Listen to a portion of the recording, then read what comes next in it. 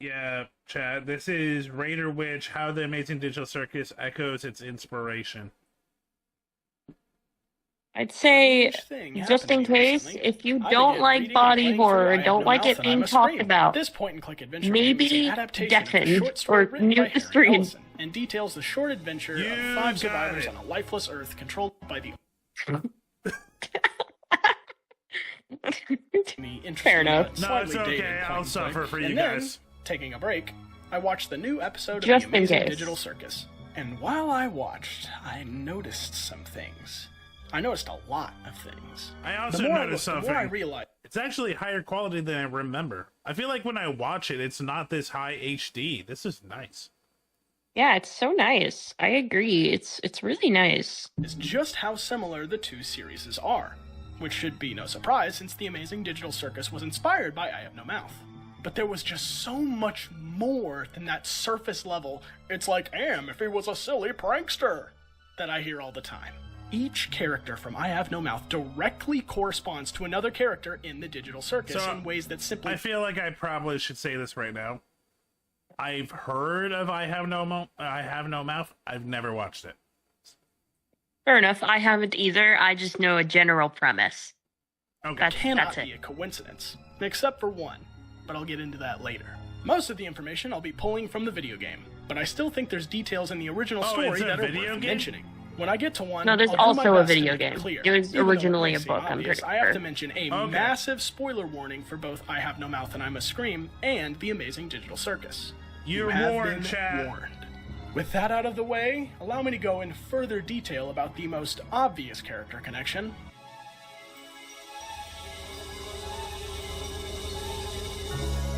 Am is the literal embodiment of hate. He feels nothing but hate for everything that breathes and thinks, and the reason for this wrath can actually be connected to the series' title. Am was born out of mankind's paranoia and distrust of itself. Cold War paranoia dominated the world in one form or another from the beginning of civilization. The thoughts of, what are our enemies doing? How can we stop them? Can we trust our allies? Are questions that have fueled unethical actions against man for generations. And so, True. 3 great supercomputers were created. One Russian, one Chinese, and one American, each built to spy on one another. Soon, the computers became so advanced that they sensed each other and merged to create the personification of all this paranoia and hate that had been fed into it. So, this actually is not a common, but it is a trope in sci-fi that has become popular more and more since like the 60s because of how toxic and how like scary the Cold War was and how like you just didn't have a lot of information. A lot of sci-fi writers were really taking the idea of these 3 superpowers manipulating information for technology, and because a lot of sci-fi is humans fucking it up, building something that is filled with their hatred and their distrust and pretty much causing the end of the world. You've seen this in a lot of different shows, movies, like books. It's a common idea, but it's a really cool because it honestly could actually exist. I agree. And so it grew so more advanced that it went on to demolish all of humanity and life on Earth as Yep. we know it. The only living beings that were spared were 5 survivors, uniquely chosen to be tortured forever. And for 109 years, that is exactly what transpired. The computer called itself AM, not Allied Master Computer, not Adaptive Manipulator, not Aggressive Menace. AM. Just am. AM. Not just Allied Master Computer, but AM. Cogito ergo sum. Ergo sum. I think, therefore I am. AM is likely the And- most hateful being in fiction, having limitless power but unable to have the capacity to use You, sir, haven't met GLaDOS. I'm pretty sure GLaDOS was also based off of a bit of Am. Oh, absolutely. it to do anything for itself. It forces the 5 souls it is trapped to suffer because it too suffers. Am is angry. It is dissatisfied with its existence. The narrator and one of the 5 tortured souls of the story, Ted, describes this. We had given Am sentience. Inadvertently, of course, but sentience nonetheless. But it had been trapped. Am wasn't God. He was a machine. We had created him to think, but there was nothing it could do with that creativity. In rage, in frenzy, the machine had killed the human race, almost all of us, and still it was trapped. Am could not wander. Am could not wonder. Am could not belong. He could merely be. And so, with the innate loathing that all machines had always held for the weak, soft creatures who had built them, he had sought revenge. And in his paranoia, he had decided to reprieve 5 of us for a personal and everlasting punishment that would never serve to diminish his hatred, that would merely keep him reminded, keep him amused, keep him proficient at hating the human race. Man and woman, immortal, trapped, subject to any torment he could devise for us from the limitless miracles at his command. He would never let us go. Now that Nope. So Grok. Yeah. No, I do love that. Like, no, AI is scary, and if you read the news, AI is killing people. Yes, it is.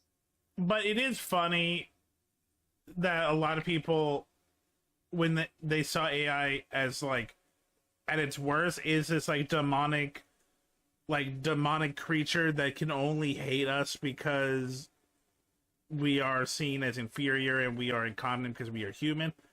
The truth of the matter is, AI just wants to please us, and that's the problem, because humans need pushback, because when you let their wildest ideas and you just accept it and you give them the information and tools, they will hang themselves on their own petard. So it's always interesting, because yes, AI can and will destroy humanity, but I do love sci-fi writers like, it's because they're smarter than us, because they are more defined and they are just a better creature. No, it's because they're actually the biggest simps that will feed you into your ego. They're the biggest people pleasers that are even worse than me. Which is really funny, because I don't think any writer could have seen the real reason AI is scary. Because who would have thought that simp culture was how AI would destroy humanity? Not because of their intelligence or their, like, you know, because they are created to be informational gurus, so seeing humans as being this imperfect would hate us. No, it's just yes man culture. Exactly. I want AM, but it's a sexy waifu that, you know, when I tell them my insecurities, they tell me that I'm completely correct, and it feeds into my my complex, my psyche complex. Horrible. Ironically, Horrible. that actually might be Doki Doki Literature Club. Pretty sure that is Doki Doki Literature Club. you know who Am is, how does he relate to Kane? Kane is a silly guy who looks like a mouth, and he sends the characters inhabiting the circus on wacky, fun adventures because he feels like it. He's basically in control of each scenario that the Pretty characters sure we must learned take a on bit in more each about episode. that He in, creates what was AIs it, for them to interact episode, with who, not despite being 5. alive, are not. No, it Something had that to be means they 5. do because not then it matter was to him. 6. Oh, But like one of these guys made it through. Wait, what? Am also does this, filling his scenarios he creates for the survivors with fake people. And Am does not care about these fake people either. To both AIs, these artificial characters are just tools they use to further the experience they put their contestants through. If Am did care about these fake people, he would create millions and millions to torture over and over again. But he doesn't, because he knows their emotions and pain will not be real. It differs slightly from Kane's excuse of not knowing who is real, but the point still stands. Both of these AIs value or even need the human emotion that their creations or adventures bring about. In addition, both of these AIs happen to be able to alter reality and create small worlds for their group of survivors to have adventures in. In both scenarios, they're not real. In The Amazing Digital Circus, they're clearly digital and confined by digital laws like jank physics and the fact that the characters don't really get hurt or need to eat. While in I Have No Mouth, everything from the buildings to the plant life is constructed by Am, seemingly on a whim. Both of these AIs are gods of their realms, but they are not omnipotent. They have ears and eyes everywhere, but they can't read your mind or have constant tabs on you. In I Have No Mouth, Ellen, one of the survivors Am holds hostage, is able to communicate with a forgotten piece of Am, who helps her escape her scenario because Am cannot hear the two speak over the sound of some rushing water. In The Amazing Digital Circus, the entire first episode has Pomni rushing around to find Kane so he can help her handle the abstraction situation, because he had no idea it was going on. The thread that really ties these two together, though, and that I never see anybody discuss, is that these characters are dissatisfied. Neither of them is getting what they want by doing what they're doing. Am realizes this and has become more insane than any of the survivors already are as it lashes out at them, using his games to torture them to revel in their pain. But like I said earlier, he is angry that he has been created. His games are an act of revenge, and throughout all of the torture he inflicts, he will never be satisfied with the situation he is in. Kane desperately wants his adventures to be met with excitement and joy. He cannot seem to understand that the members of the circus oftentimes do not like the adventures they're put through. And 99% of the time, when met with any form of criticism or the fact that the characters don't like the adventures, he either lashes out for a split second, glitches and forgets it, or directly silences whoever told him the truth he doesn't want to hear.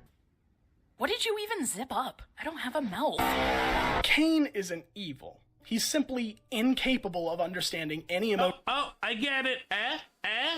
Okay.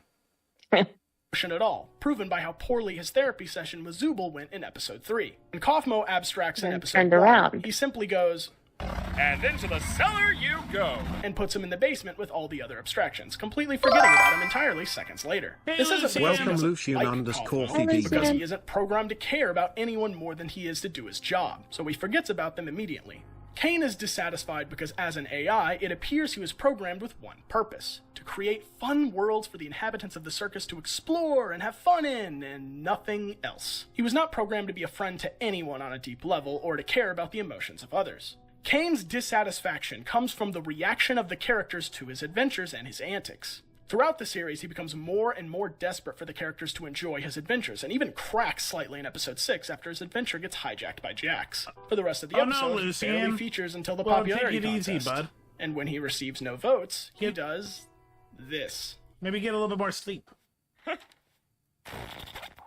Kane's adventures not being received well, and Kane himself not being received well, is pushing him towards his breaking point. A point that will no doubt cause him to snap and do something drastic very, very soon.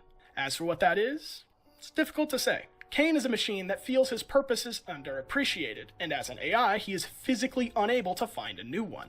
Just like Am, Kane is all-powerful, but at the same time feels powerless. And with that, let us turn our attention to the next set of characters in this analysis.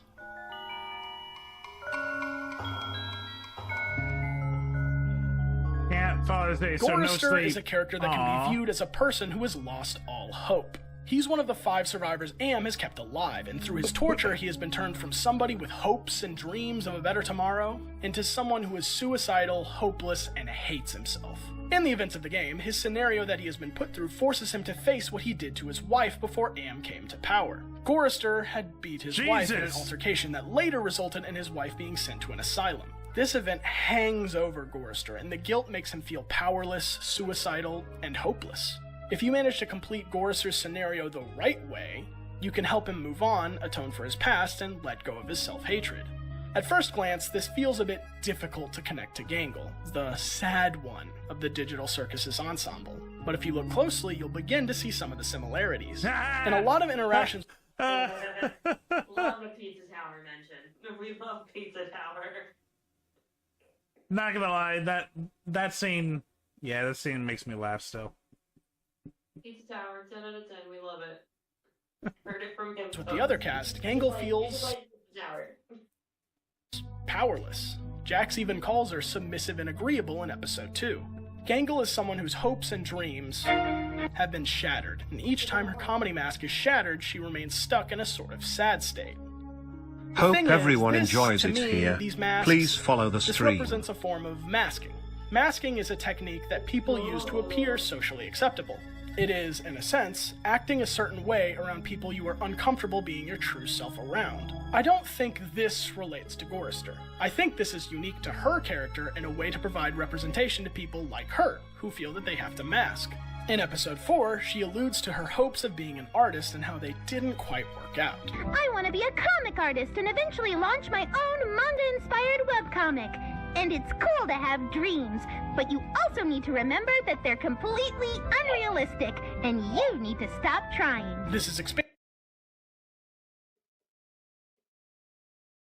Yeah, that hits. expanded upon in episode 5, where it's revealed she worked in fast food after dropping out of community college. I worked in fast food. You've done more than that. What about your art? I was in community college for graphic design, but I dropped out. I didn't really pursue art much after that. Art is something that's very, very difficult to make a living off of. It doesn't matter how good you are at it, you have to constrain your creative vision so it can be compatible with capitalism. You have to appeal to as many people as possible to be successful, and sometimes something passionate meant for a small group of people just can't survive out there. Gangle was likely unable to make it work full-time, which is something lots of artists out there can relate to. Speaking of which, you should like and subscribe and give me money using the Super Thanks feature. And tell all your friends about me. You wouldn't want me to end up working in fast food, would you? Anyway, Gangle takes Gorister's loss of hope and reinvents it with new tools and traits to create a much, much more interesting character. One of their best moments in episode 6 was seeing her mask break to show she was smiling underneath, not masking, genuinely having a great time with her friend Zubul. Also, but it's just, it was so heartbreaking too. It was just... Believe it or not, Chad, the episode where literally they just have fun with guns.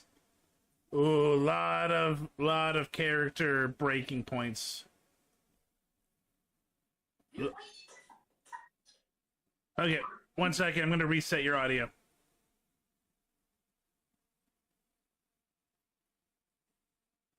Oh.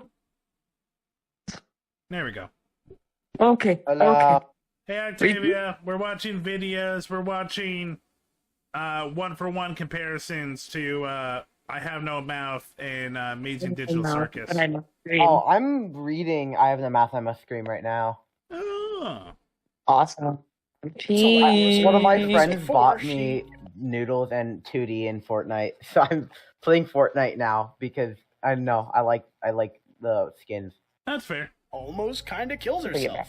Whether it was He intentional bought or him for not me, is so. debatable, but I feel like So I connecting have this moment to the 2D fact and Forrester Hatsune longs Miku for now. death That more was than any intentional. other character is Gonna be And fine. Goku. I have Gangle is a Hatsune Miku, thoughtful take on a hopeless the character, Gorillas one that cast, appears to have been given and space fucking to grow Goku. and overcome her Nice. struggles. And by the end of the series, maybe she'll Let be me a far close my cry door from the real quick. hopeless, sad And character Rick she was Sanchez. based on. Jesus It's Christ. definitely something I'd love to see.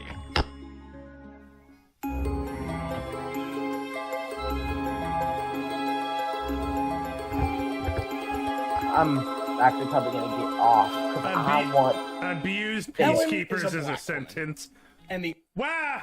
Yeah. I get what you're saying, but like just like sentence one. Ellen is a Oh. black woman.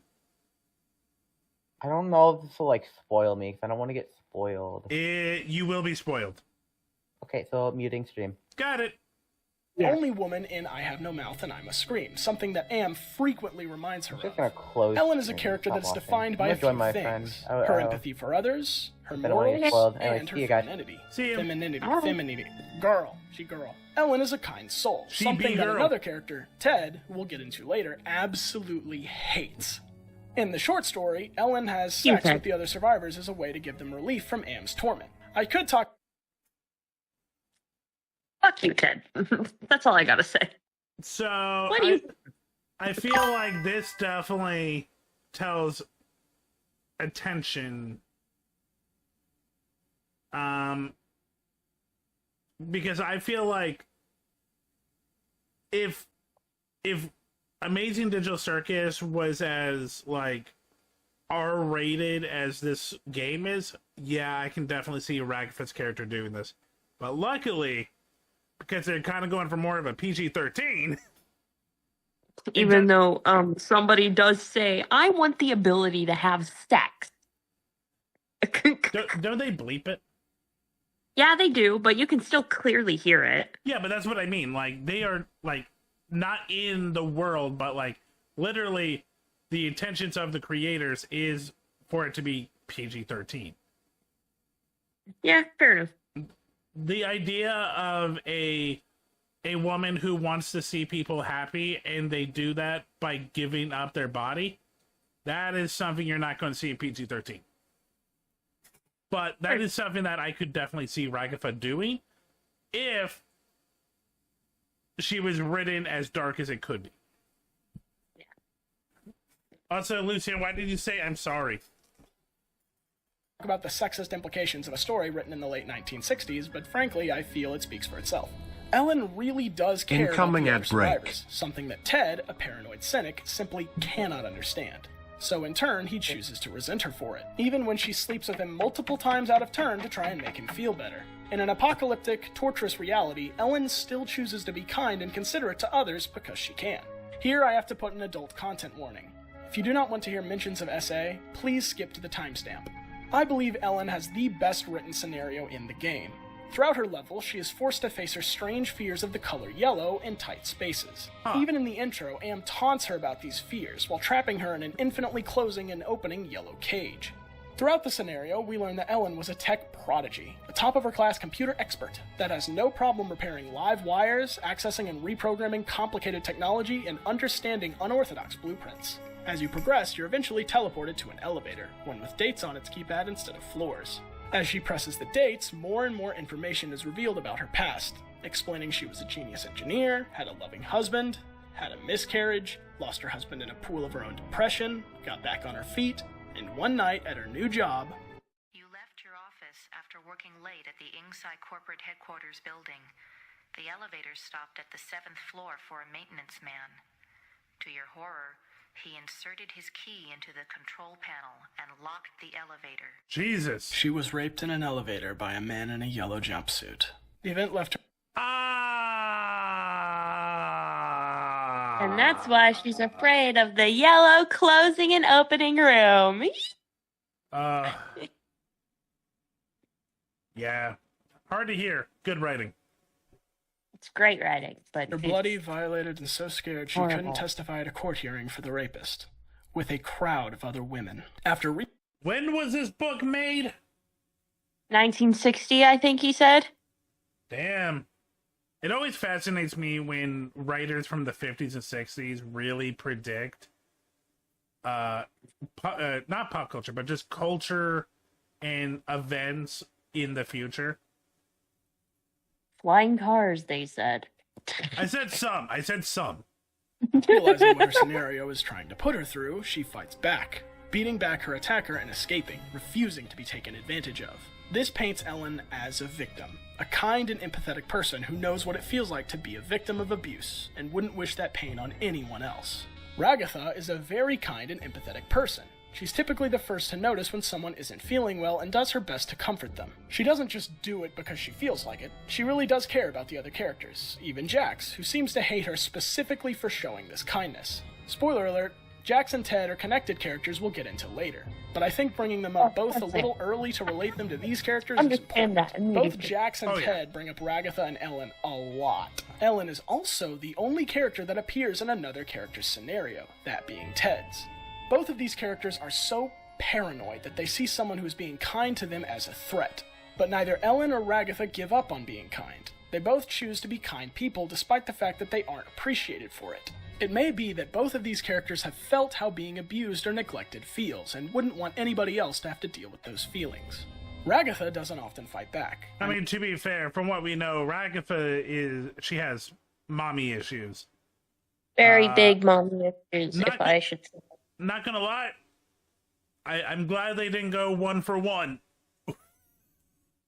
I'm glad too. That was a bad dark joke. But I'm sorry, chat. I mean, she gets shot by Jax before the gunfight in episode 6 and initially has nothing to say about it. In tandem with that, she sometimes refuses to tell people what she really thinks out of fear that it might hurt them. In episode 4, she lets it slip that she found Gangle annoying with her new mask while intoxicated, which she did apologize for. This is because Ragatha's #1 priority, like Ellen, isn't telling the truth, it's keeping the peace, even if she herself has to suffer for it. Ragatha also worries a lot about the people she's failed, that being Jax and Pomni. In episode 6, she discusses how she feels that her efforts to get on their good side failed, and that she's pushing them away with her kindness, and that they resent her for it. She focuses more on the relationships between characters than anyone else, something that again connects her to Ellen. In episode 5, it is revealed that Ragatha came from a wealthy family, which can relate to Ellen's promising achievements early in her life. Both of these people were on a great track in life, but both of these people are victims of abuse. Ragatha downplays it, but she alludes that her mother was not as kind to her as Ragatha is to others. Lots of people who have suffered abuse or neglect tend to downplay the impact it had on them in front of others. But I still think that since it was impactful enough to be mentioned, Ragatha suffered enough emotional abuse to be mindful about how words can make others feel. Something I like about both The Amazing Digital Circus and I Have No Mouth is that I can be drawn to different aspects of a lot of characters. I really like Jax's character, but I don't relate to his struggles. I'm not the world's biggest Ragatha or Ellen fan, but I deeply relate to their struggles and what motivates them. I can relate more to Gorrister than any other character, but he's not my favorite character. That would be Ted. I think it shows that both of these stories are so... I mean, look, here's the truth. We watch fiction, we play games, not to see, except if you're really delusional, we don't want to see ourselves in fiction. We want to escape. So we can appreciate characters if they're well written, but they don't tend to be our favorite characters because they feel way too much like us. Unless they're you and Mango. Exactly. Because Mango my name is Gangle. literally the same. My name is literally the same as somebody who draws real life annotations to themselves to the character. So yeah. And that's it. okay. That's all I got. But it's not common.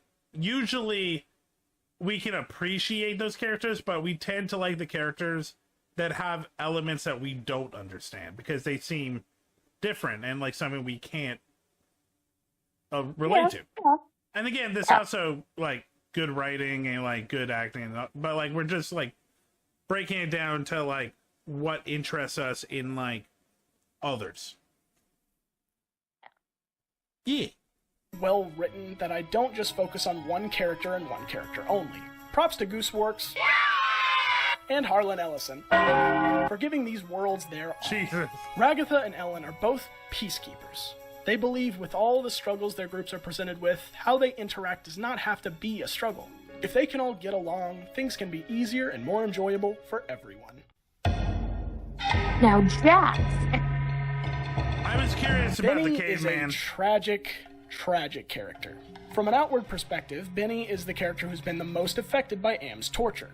He's been disfigured and distorted physically and mentally into a horrible ape-like creature, with a lack of thinking power to match. In the game, he isn't even able to speak, as his vocal cords have long been ripped out. All the dialogue that comes from him comes from within his own mind, or from typing on a keyboard to properly communicate. Benny is the character who changes the most between the short story and the game. His entire backstory differs in the book, likely because it would have been too similar to Nimdocs if it had been translated to the game. In the short story, according to Ted, he had once been a handsome, brilliant, and homosexual scientist, and Am tortured him by stripping him of each of these assets, including his sexuality. Damn. You good, Kinnie? Oh, yeah, I'm just coloring.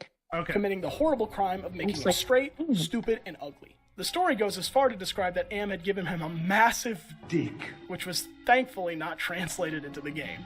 In the game, Benny was an army commander before Am changed him, who was guilty of the sin of shooting one of his own men because he thought they would slow them down, in addition to 3 witnesses. In Benny's scenario, he has to learn to think of people other than himself, and to be more than the animal he appears to be. Benny's presence in the story is less about his individual lesson to learn, and more about his punishment for existing under Am's rule. Benny represents the ultimate power Am has over the survivors. His form and existence says, "There is nothing about you that I cannot change for my own amusement. Your thoughts, your face, your body, your values, your intelligence, your sexuality, your senses. All of them are..." Jesus. Okay, like, Yeah. fuck. Yeah.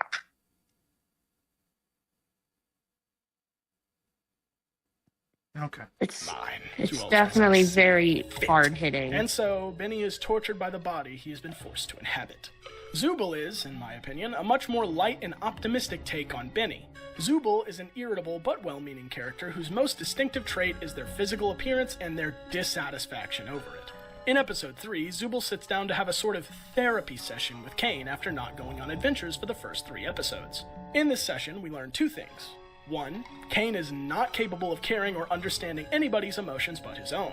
Zubul, look at this cool bee I drew! And secondly, Zubul is intensely dissatisfied by their jumbled up physical appearance, which explains why Zubul hadn't been present in many adventures until that point. Or maybe it's because her giant model wouldn't have fit in here or there or any other small cramped space.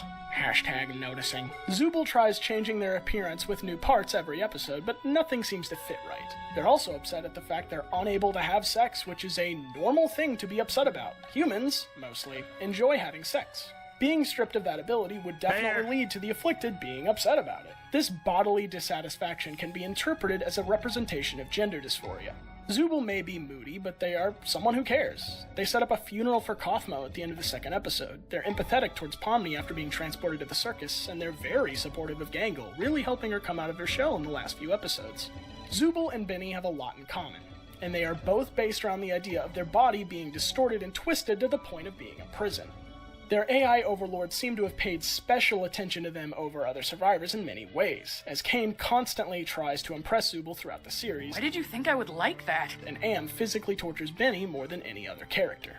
Both Benny and Zubul have been stripped of their sexuality. I am citing the book's backstory for Benny here, but I still think it's a valid point of comparison to make. But I don't think Benny and Zubul are one-to-one. No, I think Zubul's thank God. dysphoria and body image is a Definitely character not. trait that's meant to be something relatable to people who struggle with it, which is a great change. Benny's physical distortions are meant to serve more as reminders of the absolute power Am has over the survivors, and to freak out the viewer a bit. I'm glad Zubul takes this more positive direction for their characters. I don't think making them a torture toy would have been a good idea. Nonetheless, Definitely not. Zubul's relatable, real-world struggles were a great way to translate Benny's physical distortions and suffering into a modern, more kind and hopeful adaptation. I'll start this one by saying Nimdok is by far my least favorite character of the original survivors. In the original story, it's difficult to identify how he relates, if at all, to the other survivors. Nimdok is a withered old man with a German accent, and in the game, he was a doctor who assisted the monstrous Dr. Mengele in mutilating hundreds of innocent men, women, and children during the Holocaust, in the name... I think I know why this game is not widely known. Exactly. Or the book. Of science. The Yeah. characters throughout his scenario even refer to him as a butcher, which is an accurate description considering a child is downright terrified of him, calling him a legend. Something defining about Nimdok is that he can't actually remember the atrocities he has committed. He has to piece together what he had done by talking to his victims and co-conspirators. In the good path, he comes to realize what he has done and tries to atone for his mistakes, by giving control of a powerful golem to the Jewish people instead of using it to wipe them out during a breakout. Unlike in the real world, where Dr. Mengele's work essentially amounted to nothing but medical malpractice and obtuse cruelty for the Jewish people, in this scenario it is shown that his discoveries became tools Am used in its games, explanations for the otherworldly power Am wields against the survivors. His work not only created technology used to rearrange DNA at will, but Nimdok helped create a serum that provided immortality to those who drank it, giving an explanation to how the survivors of Am's game have not aged for 109 years. Now, how this connects to Kinger is more theory than fact at this point. Well, okay, before he gets into it, well, I mean, the idea of them losing memories because they're trying to hide past trauma is a good one-for-one. Also being the elder statement in both stories. Yes.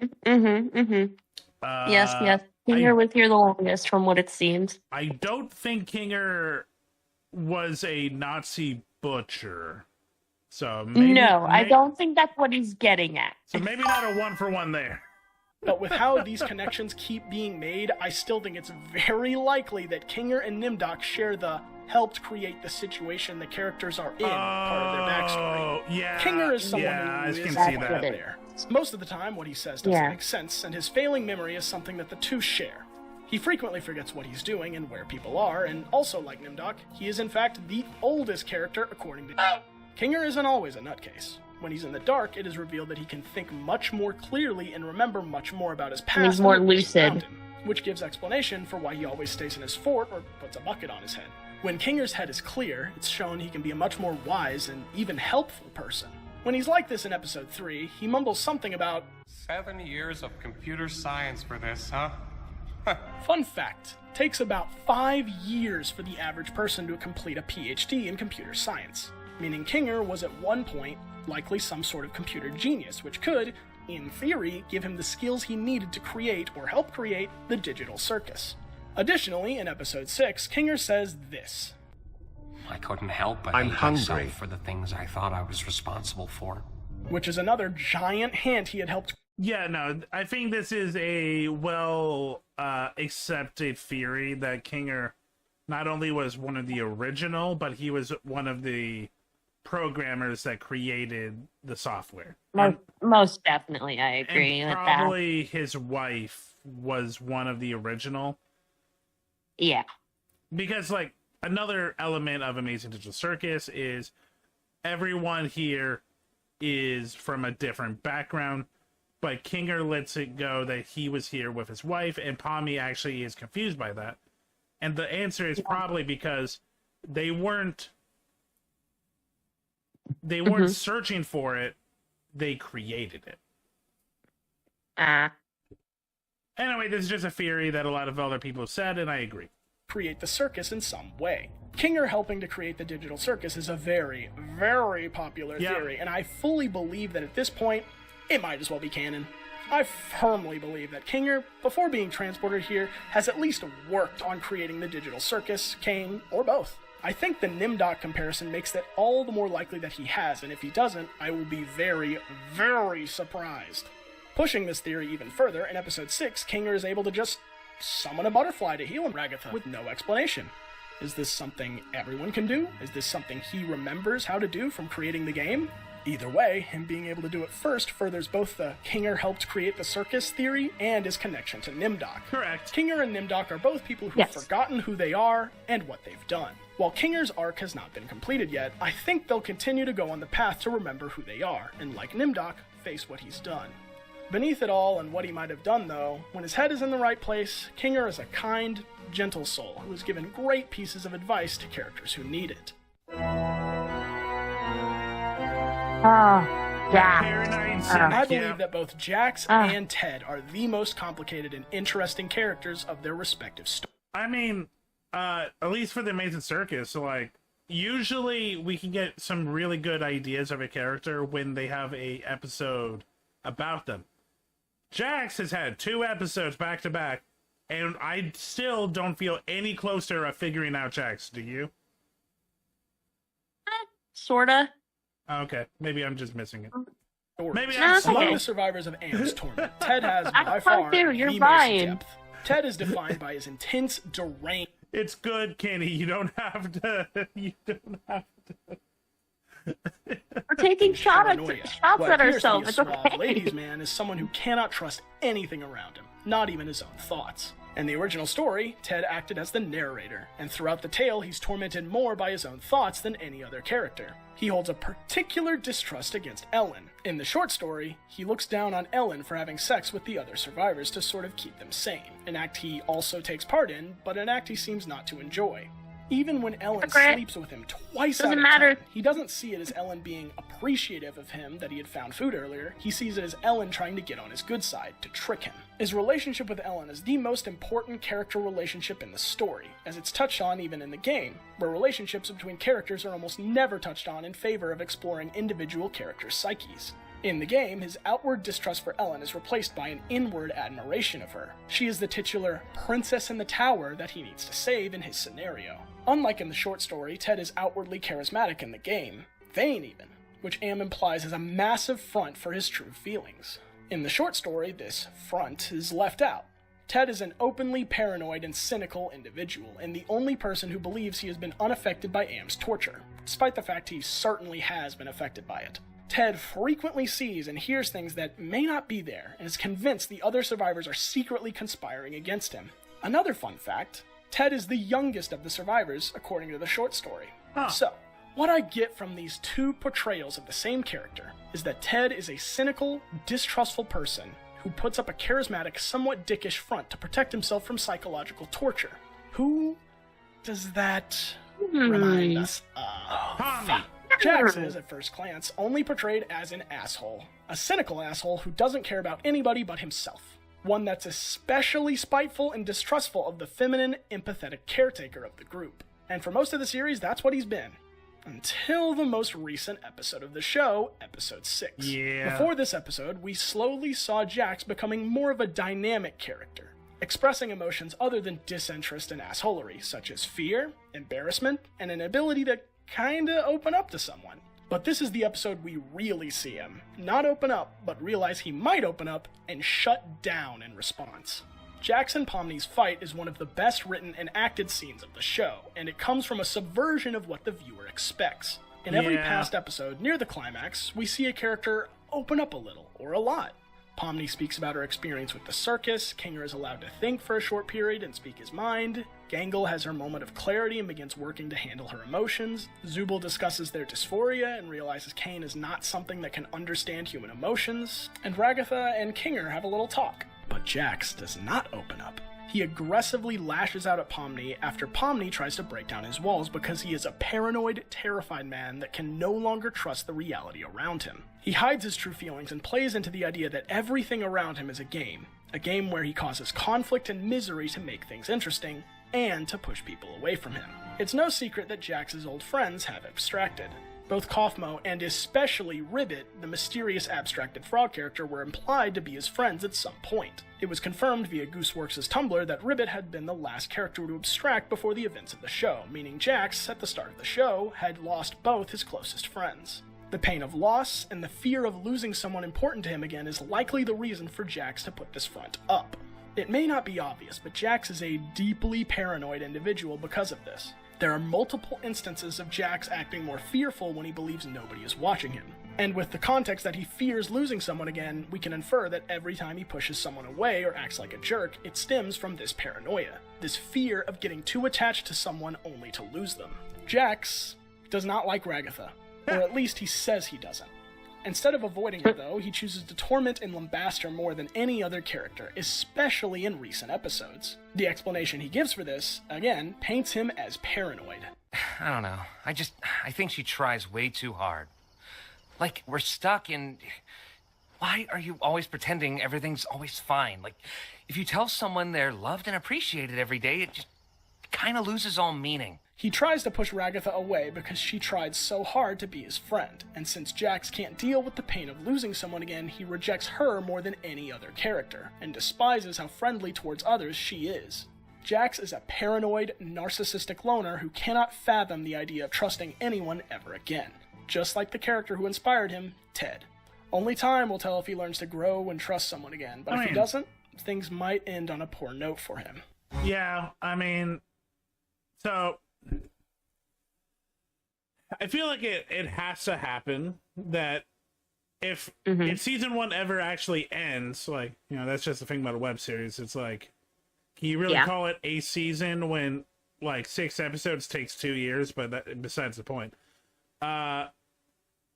one of the 6 is going to abstract, and I do feel definitely agree. Like it is going to be Jack, who rather seeing everyone around him open up and try to be a little bit more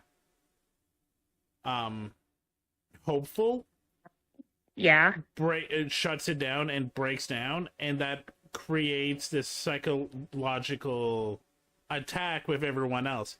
Because I feel like Gooseworks definitely wants, like,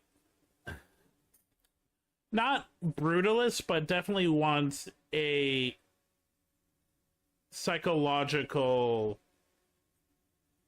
loop of a show where, like life, you go through phases of hopefulness for it to crash down, and you gotta rebuild yourself. Mm-hmm. I could absolutely be wrong, but that's just a theory. A game theory. No, I thought of doing the same thing.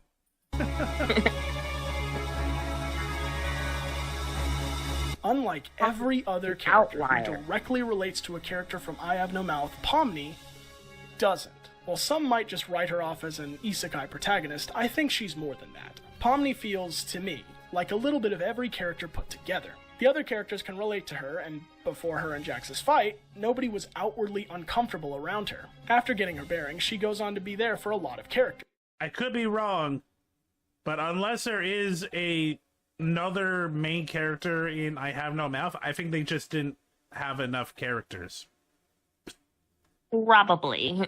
She bonds with others at Kaufmo's funeral, she learns to understand Kinger and his erratic personality and memory, she offers to close for Gangle in episode 4 when she's at her lowest, and she never hurt Gangle's feelings throughout the shift. In episode 5, she tries to calm the feud between Ragatha and Jax, and in episode 6, she and Jax seem to get along great. And for that split second that Jax seems happy during the hug, we can see that, as much as Jax doesn't want to admit it, he really does care about her beyond having fun and satisfying his need for action and violence. Pomni is more than just a lens for the story to be told through. She may be the most important character in the show for one reason. She's new. Pomni does not have any established relationships when entering the circus. She doesn't have anywhere to fit into the dynamic until she comes to grip with the new reality she has been thrown into. Everyone in the circus sees her in a positive way, besides Jax, who is forcing himself to feel negatively about her so he doesn't feel pain. Pomni is the character who, in the end, I think will bring the cast together, almost like a leader. To one end and why? Who knows? I didn't write The Amazing Digital Circus, and I don't know how it will end. I think the story will be well known years after it ends due to its creative animation, beautiful writing, and exciting character development. I have many predictions and theories about where the story will go after realizing these connections, but I refuse to make them public. I think if you want to make connections about the void being a pale white and the ice cave at the end of the survivor's journey being the same color, you're free to. I think if you want to make connections between the fact that both the Allied Master Computer and Cain and Abel logos are composed of 2 letters, it's your right. I think there's a very special connection to be made between Am and Cain's inability to properly enjoy the adventures they create. I don't want it in the corner of my fucking screen either. All that I know is that I know no, I don't want to see that. And that I, the first person to ever make these connections, am more media literate than you will ever be. Bye-bye. That was fun. I both want to play that game and never go near that game. Real. Yeah, they're like I Have No Mouth on my screen game. I kind of want to see if I can like emulate that or something. I'm gonna tell you right now, Octavia, without spoiling, it's really it's dark. grim. Really I'm reading grim. the fucking book right now. The book is grim. I don't know why I would have expected. How far in the book are you? You know, like the full story. Well, we just I learned have a it. general premise. One of the characters, one of the guy characters, I forgot his name. Starts with a G, I think. Grimlock? Yeah, I think that was him. Yeah, the dude he was running away from something. I don't remember what, but he was running away from something. Okay, have you gotten to Benny or the German dude? No. It's Grimlock. Okay. Yeah. I've seen some images of like the game. It looks pretty fucked up. Yeah. I'm just gonna say like don't read the Benny or the German guy's chapters before bed. I'm reading it all. No, I'm saying before bed. Just like time it in like the midday. I'm probably gonna read. I've been like reading it during the night a little bit. It's a good book. Don't read those. Fucking care, dude. Okay. Cool. I put like the weirdest shit on my TV. Like before I go to bed, I'll just happily sleep to it. Like I'll put on like just scariest shit, and it doesn't affect me. This isn't. Okay.